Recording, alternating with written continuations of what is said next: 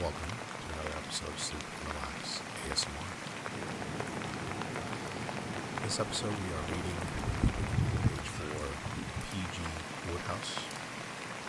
This is a series that we call ASM articles.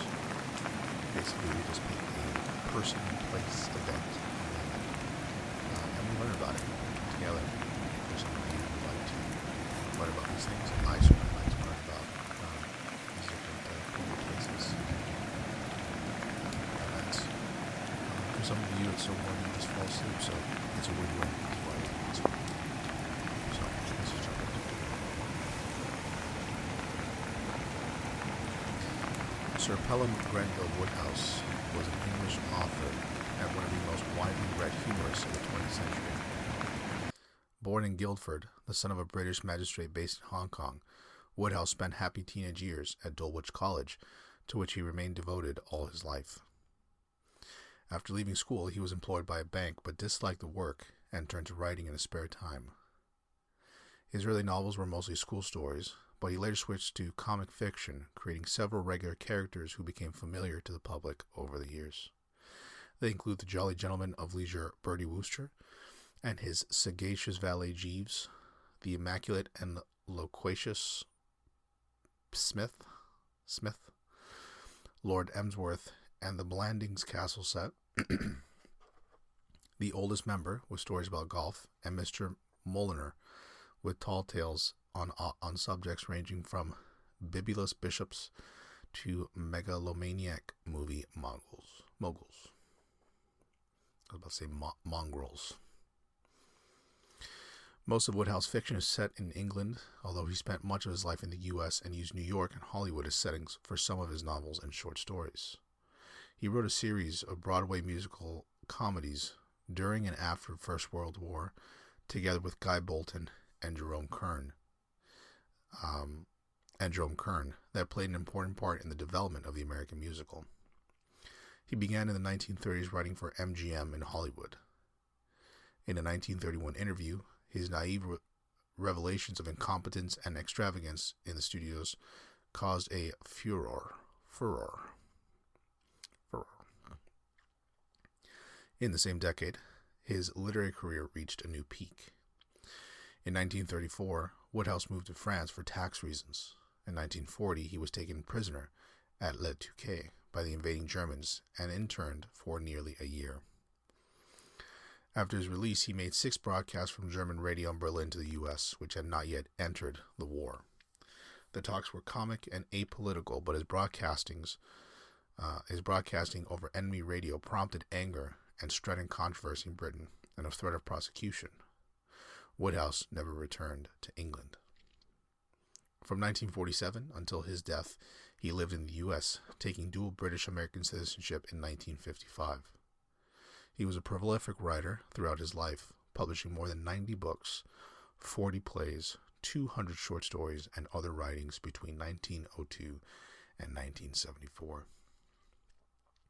He died in 1975 at the age of 93 in Southampton, New York. Wodhouse worked extensively on his books, sometimes having 2 or more in preparation simultaneously.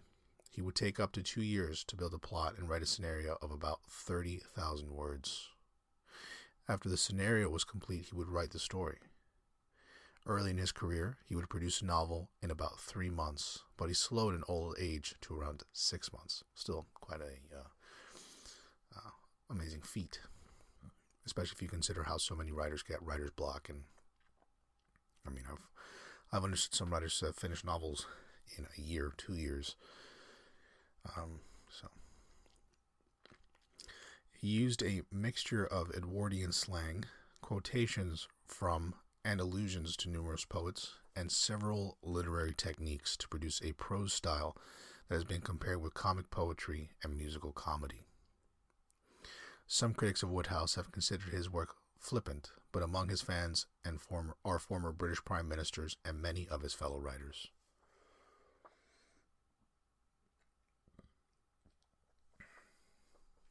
Life and career, early years.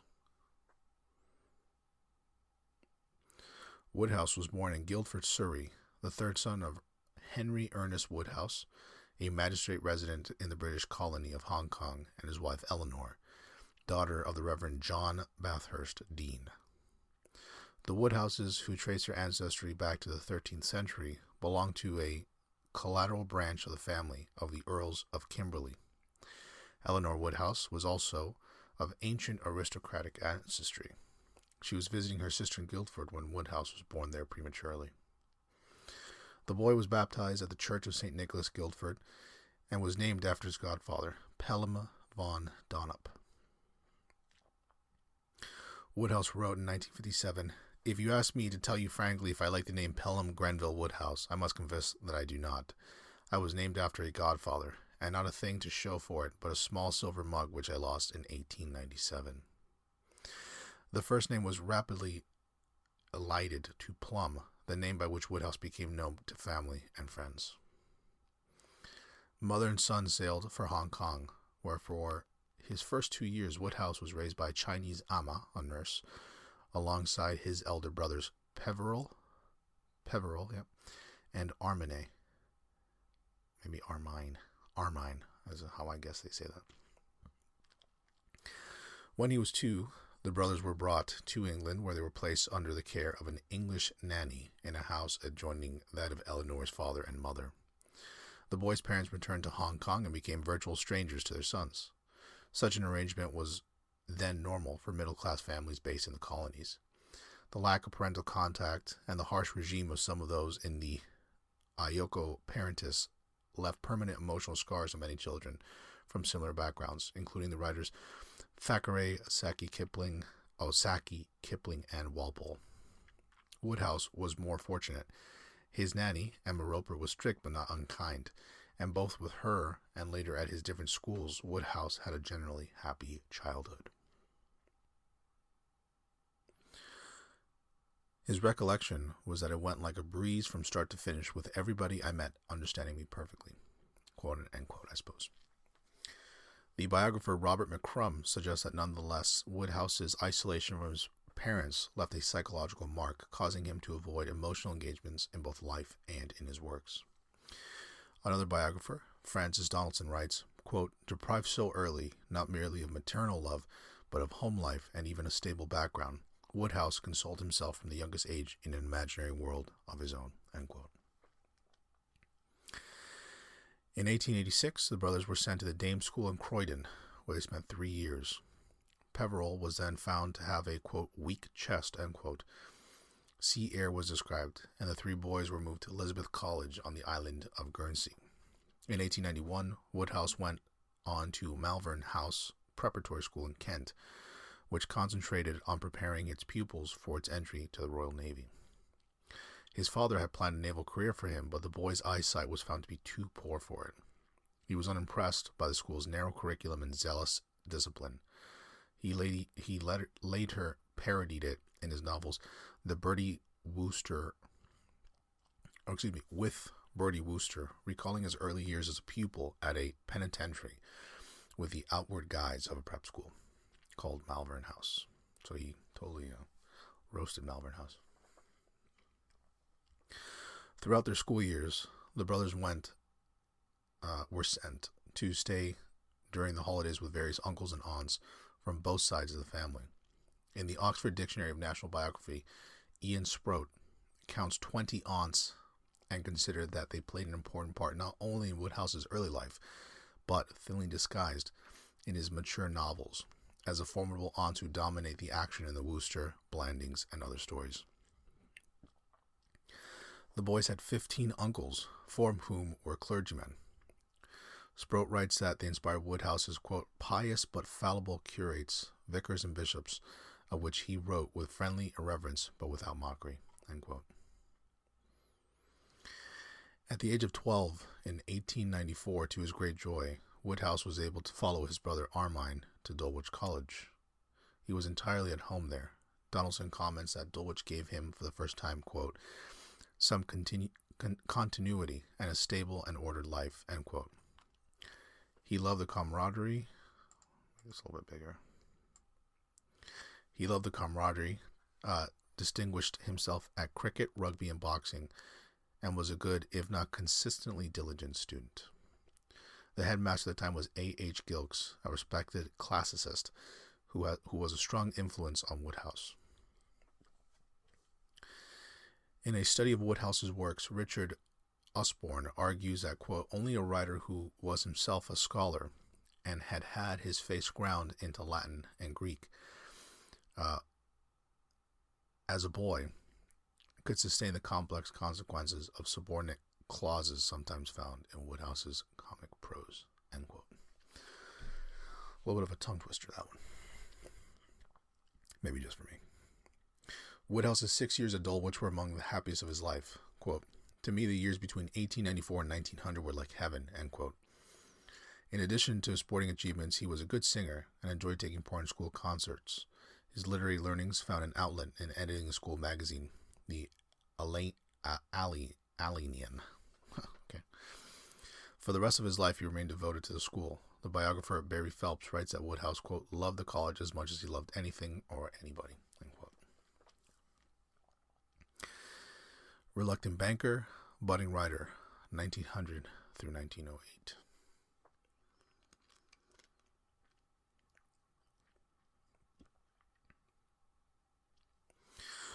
Wodhouse expected to follow Armine to the University of Oxford, but the family's finances took a turn for the worst at the crucial moment.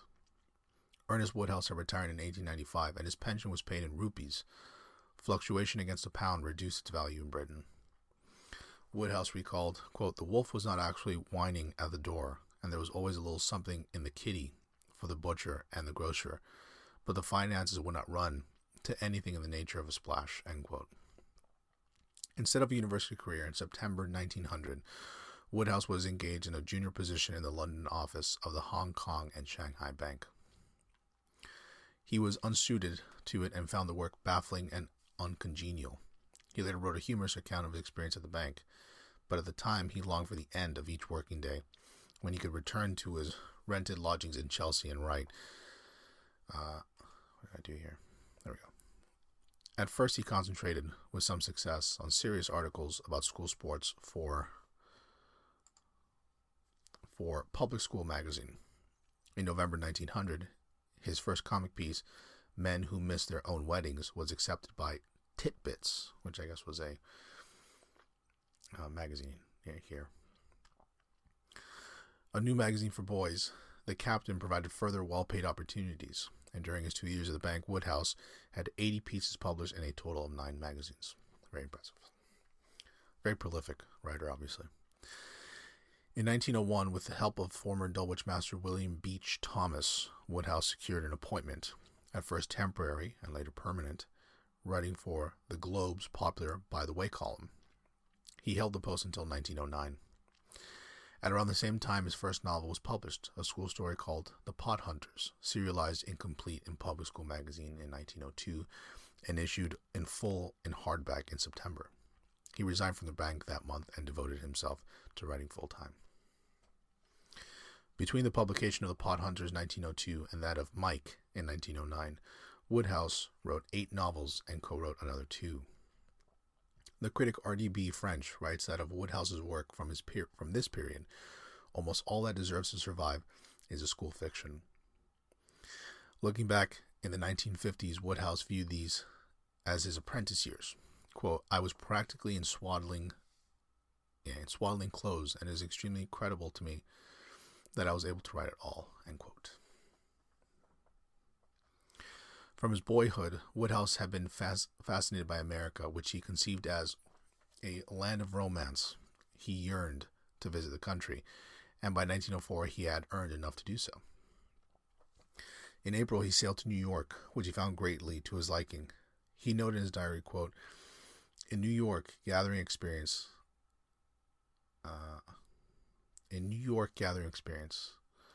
worth many guineas in the future, but none for the moment, end quote. This prediction proved correct. Few British writers had first-hand experience of the U.S., and his articles about life in New York brought him higher than usual fees. He later recalled that,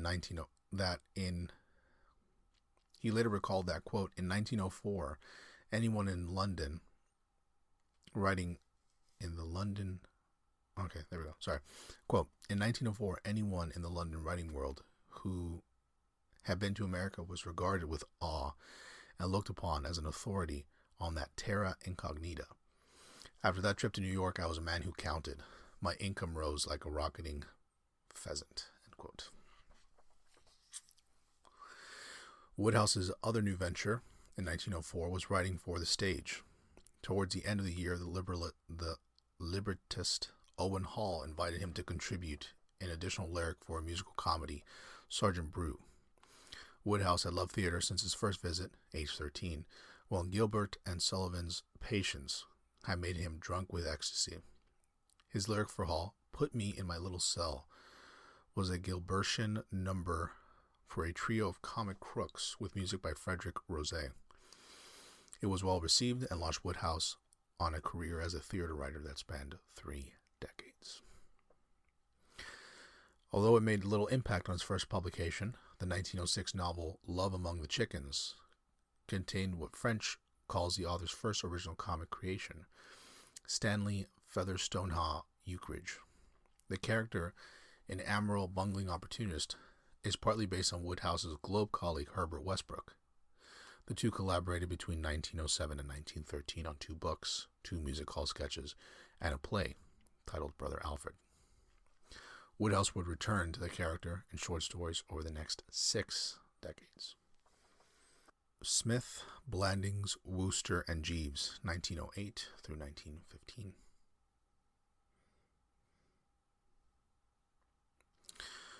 Wodhouse's early period as a writer came to an end in 1908 with the serialization of The Lost Lambs, published the following year in book form as the second half of the novel Mike. The work begins as a conventional school story, but Wodhouse introduces a new and strikingly original character, Smith, whose creation both Evelyn Waugh and George Orwell regarded as a watershed in Wodhouse's development. Wodhouse said that he based Smith on the hotelier and impresario Rupert D'Oyly Carte. Quote, the only thing in my literary career which was handed to me on a silver plate with watercress around it, end quote. Wodhouse wrote in the 1970s that a cousin of his who had been at the school with Carte told him of the letter's monocle, studied suavity and stateliness of speech, all of which Wodhouse adopted for his new character. Smith featured in 3 novels, Smith in the City, 1910, a burlesque of banking, Smith, Journalist, 1915, set in New York, and Leave It to Smith, 1923, set at Blandings Castle.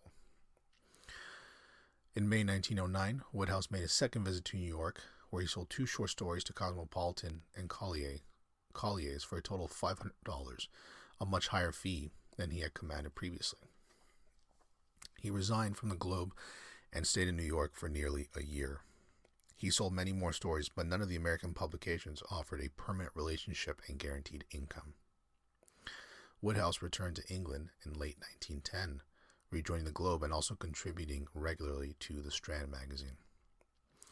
Between then and the outbreak of the First World War in 1914, he revisited America very frequently. Wodhouse was in New York when the war began. Ineligible for military service because of his poor eyesight, he remained in the U.S. throughout the war, detached from the conflict in Europe and absorbed in his theatrical and literary concerns. In September 1914, he married Ethel May Wayman, an English widow. The marriage proved happy and lifelong. Ethel's personality was in contrast with her husband's. He was shy and impractical. She was gregarious, decisive, and well organized. In Sprout's phrase, she, quote, took charge of Wodhouse's life and made certain that he had the peace and quiet he needed to write, end quote. There were no children of the marriage, but Wodhouse came to love Ethel's daughter, Leonora, and legally adopted her. Wodhouse experimented with different genres of fiction in these years. His Smith, Journalist, mixing comedy with social comment on landlords, and racketeers was published in 1915. In the same year, the Saturday Evening Post paid $3,500 to serialize Something New, the first of what became a series of novels set at Blandings Castle. It was published in hardbacks in the U.S. and the U.K. in that same year. Later in that same year, Extricating Young Gussie, the first story about Bertie and Jeeves, was published. These stories introduced two sets of characters about whom Wodhouse wrote for the rest of his life. The Blandings Castle stories, set in an English stately home, depict the attempts of the placid Lord Emsworth to evade the many distractions around him, which include successive pairs of young lovers, the machinations of his exuberant brother Galahad, the demands of his domineering sisters and super-efficient secretaries, and anything detrimental to his prize, so the Empress of Blandings. Broadway, 1915 to 1919. A third milestone in Wodhouse's life came towards the end of 1915. His old songwriting partner Jerome Kern introduced him to the writer Guy Bolton, who became Wodhouse's closest friend and regular collaborator. Bolton and Kern had a musical, Very Good Eddie, running at the Princess Theater in New York. The show was successful, but they thought the song lyrics weak and invited Wodhouse to join them on his successor. This was Miss Springtime, 1916, which ran for 227 performances, a good run by the standards of the day. The team produced several more successes, including Leave It to Jane, Oh Boy, and Oh Lady Lady, and Wodhouse and Bolton wrote a few more shows with other composers. Unlike his original model, Gilbert, Wodhouse preferred the music to be written first, fitting his words into the melodies. Donaldson suggests that this is the reason why the lyrics have largely been overlooked in recent years. They fit the music perfectly but do not stand on their own in verse form as Gilbert's do. 1920. 1920s, I should say. In the years after the war, Wodhouse steadily increased his sales, polished his existing characters, and introduced new ones. Bertie and Jeeves, Lord Emsworth and his circle, and Eucridge appeared in novels and short stories. Smith made his fourth and last appearance. Two new characters were the oldest member, narrating his series of golfing stories, and Mr. Mulliner, telling his particular tall tales to fellow patrons of the bar at the Angler's Rest. Various other young men about town appeared in short stories about members of the Drones Club. The Wodhouses returned to England, where they had a house in London for some years, but Wodhouse continued to cross the Atlantic frequently, spending substantial periods in New York. He continued to work in the theater. During the 1920s, he collaborated on 9 musical comedies produced on Broadway or in the West End, including the long-running Sally, The Cabaret Girl, and Rosalie. He also wrote non-musical plays, including the plays The Thing, adapted from Ferenc Molnar, and A Damsel in Distress.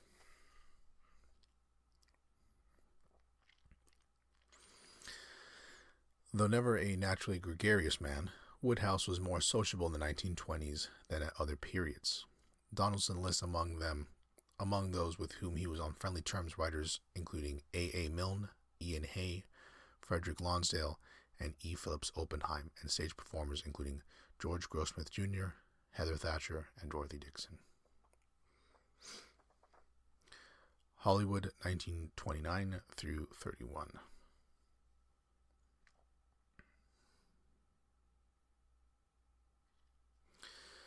There have been films of Wodhouse stories since 1915, when A Gentleman of Leisure was based on his 1910 novel of the same name. Further screen adaptations of his books were made between then and 1927, but it was not until 1929 that Wodhouse went to Hollywood, where Bolton was working as a highly paid writer for Metro-Goldwyn-Mayer, MGM. Ethel was taken with both the financial and social aspects of Hollywood life, and she negotiated a contract with MGM on her husband's behalf, under which he would be paid $2,000 a week. The large salary was particularly welcome because the couple had lost considerable sums in the Wall Street crash of 1929. The contract started in May 1930, but the studio found little for Wodhouse to do, and he had spare time to write a novel and 9 short stories. He commented, quote, "It's odd how soon one comes to look on every minute as wasted that it's given to earning one salary," end quote. Even when the studio found a project for him to work on, the interventions of committees and constant rewriting by numerous contract authors meant that his ideas were rarely used. In a 2005 study of Wodhouse in Hollywood, Brian Taves writes that Those Three French Girls in 1930 was, quote, as close to a success as Wodhouse was to have at MGM. His only other credits were minimal, and the other projects he worked on were not produced, end quote. Wodhouse's contract ended after a year and was not renewed. Bestseller 1930s. During the 1930s, Wodhouse's theatrical work tailed off. He wrote or adapted 4 plays for the West End. Leave It to Smith, which he adapted in collaboration with Ian Hay, was the only one to have a long run. His practice of dividing his time between Britain and America caused Wodhouse difficulty with the tax authorities of both countries. Both the UK Inland Revenue and the US Internal Revenue Service sought to tax him as a resident. After lengthy negotiations, the matter was settled, but the Wodehouses decided to change their residential status beyond doubt by moving to France, where they bought a house near Le Touquetin,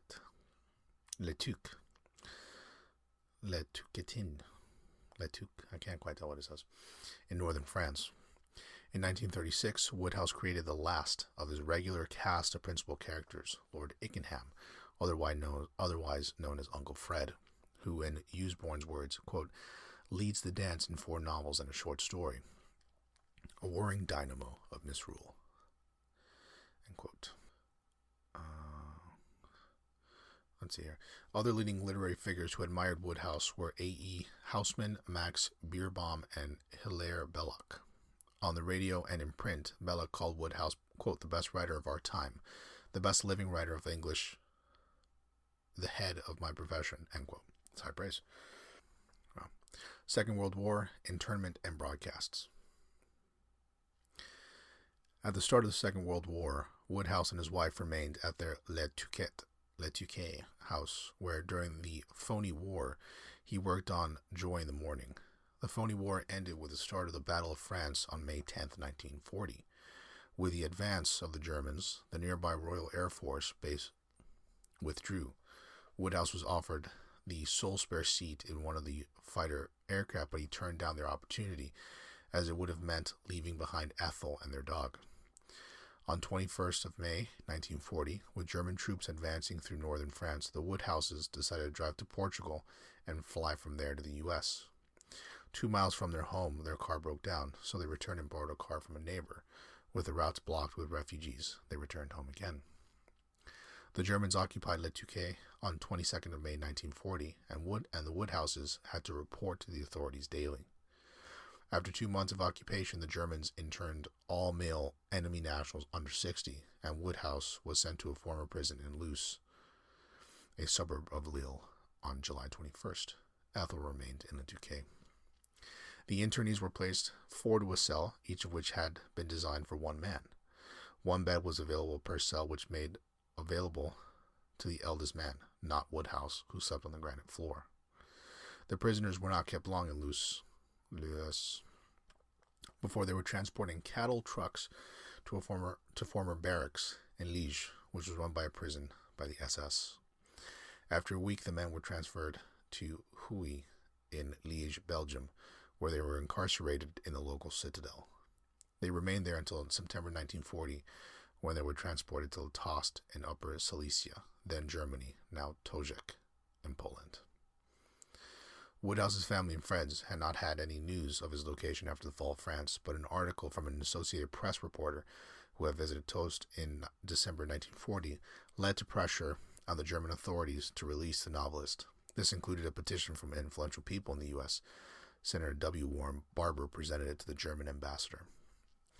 Although his captors refused to release him, Wodhouse was provided with a typewriter, and to pass time, he wrote Money in the Bank.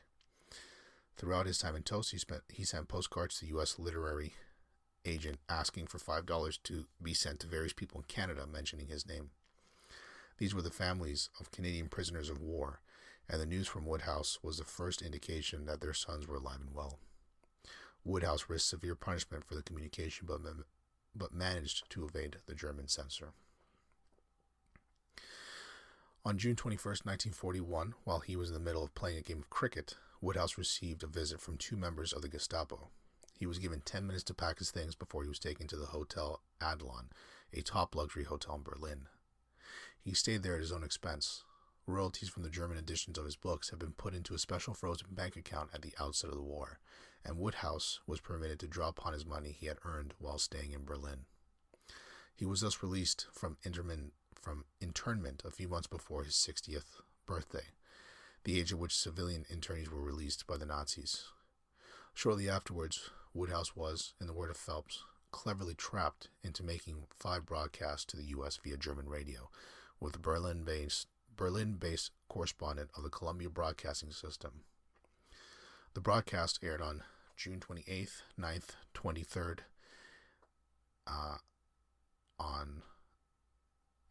June 28th, July 9th, 23rd, and 30th, and August 6th, were titled How to Be an Internee Without Previous Training and comprised humorous anecdotes about Wodhouse's experience as a prisoner, including some gentle mockings of captors.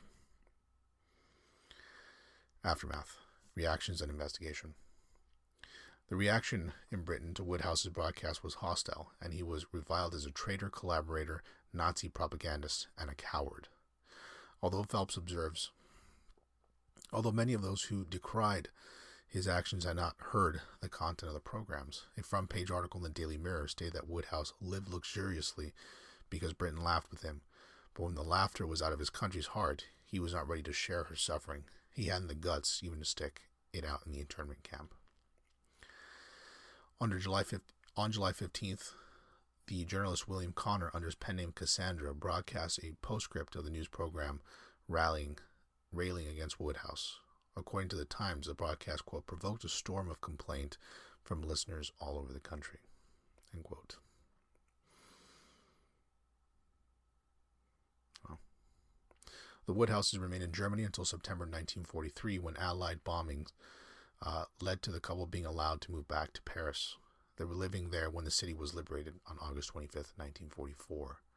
Wodhouse reported to the American authorities the following day, asking them to inform the British of his whereabouts.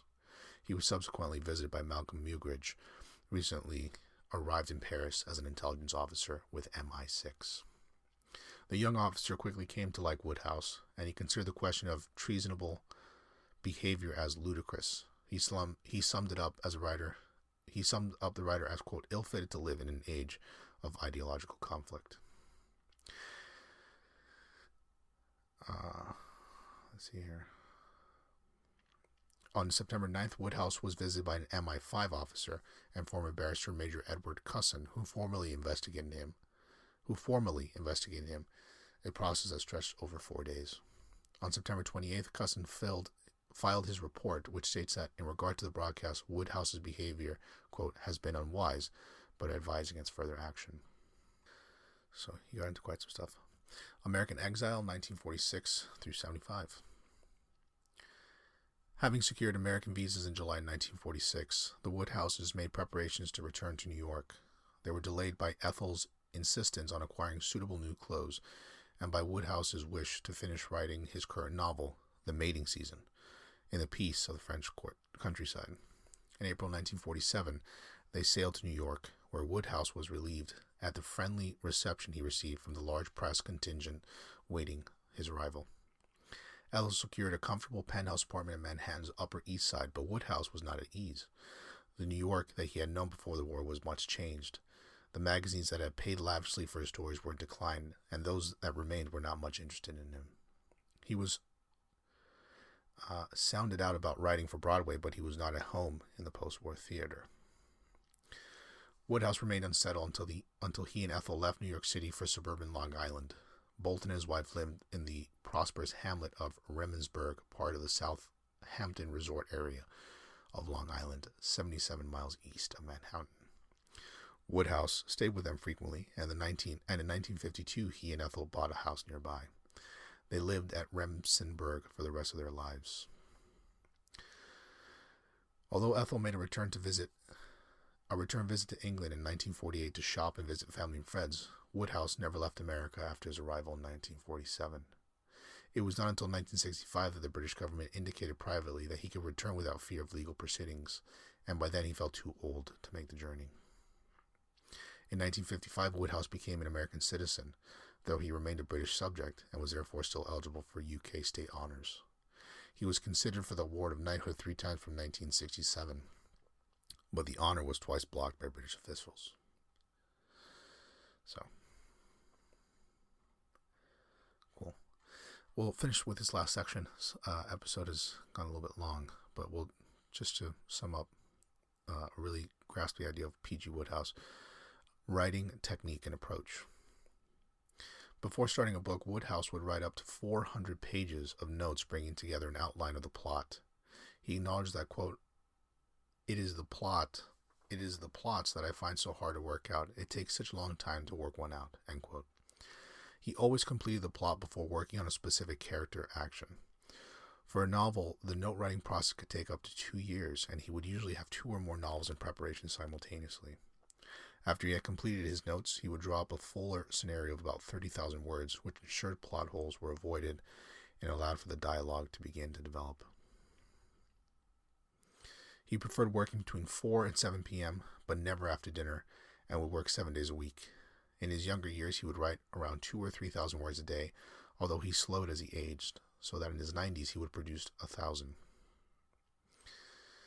Wodhouse believed that one of the factors that made his stories humorous was his view of life, and he stated, quote, if you take life fairly easily, then you take a humorous view of things. It's probably because you were born that way, end quote. He carried this view through into his writing, describing the approach as, quote, making the thing a sort of musical comedy without music and ignoring real life altogether, end quote. Most of Wodhouse's canon is set in an undated period around the 1920s and 30s. The critic Anthony Lejeune describes the setting of Wodhouse's novels, such as The Drones Club and Blanding's Castle, as a fairyland. When dealing with the dialogue in his novels, Wodhouse would consider the book's character as if they were actors in a play, ensuring that the main roles were kept suitably employed throughout the storyline, which must be strong. If they aren't in interesting situations, characters can't be major characters, not even if you have the rest of the troupe talk their heads off about them. Interesting. And that was it. That was P.G. Wodhouse. It went a little bit longer. It was pretty long. But I don't know. Maybe you guys enjoy the longer episodes. You're probably asleep by now, in reality. If you have questions, if you have suggestions for ASM article in the future, a person, a place, an event, you can always email the show at hello@sleepandrelaxasmr.com. You can always follow us on Tingles, the popular ASMR app. You can always check out our website, sleepandrelaxasmr.com. That's all for this episode. Thanks as always for listening, and take care.